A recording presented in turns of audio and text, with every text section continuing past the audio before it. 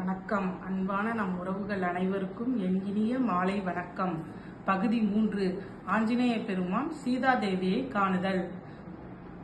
தளராத மனதுடன் ஆஞ்சநேய பெருமான் பலவிதமான தடைகளை தாண்டி எவ்வாறு சீதாதேவியை காண்கிறாரோ அது மாதிரி நம்ம அனுமனை வழிபட்டு நம் வாழ்க்கையில் ஏற்படும் எல்லா தடைகளையும் வெற்றி காண வேண்டும். இலங்கையில் காலடி வைக்கிறார்.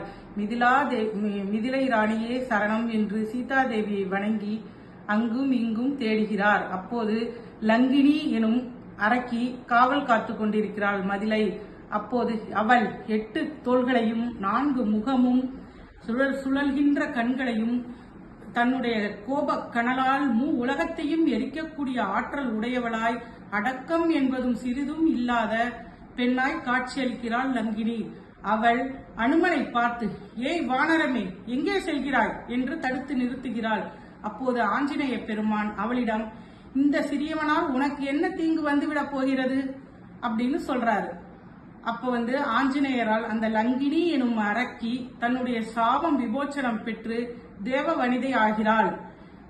ஆஞ்சநேயர் பல தடைகளை கடந்து இலங்கை வைரம் போல மின்னுகிறது இலங்கை மாநகருக்குள் நுழைந்து அங்கும் இங்கும் தேடுகிறார்.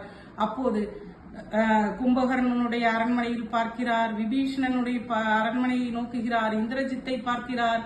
ராவணனை கண்டவுடன் அவருக்கு அவ்வளவு கோபம் வருகிறது. இவனுடைய இந்த 10 தலைகளையும் இப்போதே நொறுக்கினால் என்ன என்ற ஆவேசம் கொள்கிறார். அடுத்த நிமிடம் அவர், இது நம் ராமபிரானுடைய வில்லுக்கு இழுக்காகி விடுமே என்று தன்னுடைய கோபத்தை பொறுத்து கொண்டு சீதாதேவியை இங்கும் அங்கும் தேடி அலைகிறார்.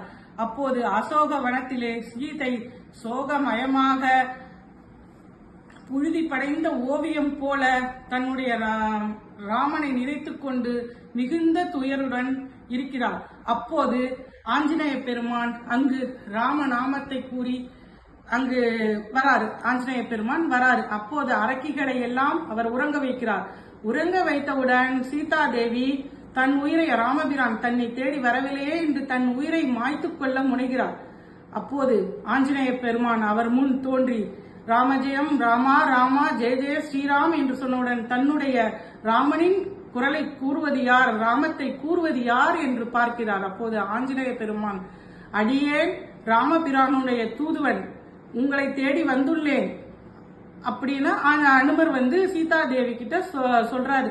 இந்த ஒரு வார்த்தையை கேட்டவுடனே சீதாதேவி மிகுந்த மகிழ்ச்சி விடுறாங்க. இத்துடன் இந்த 3வது பகுதி நிறைவடைகிறது.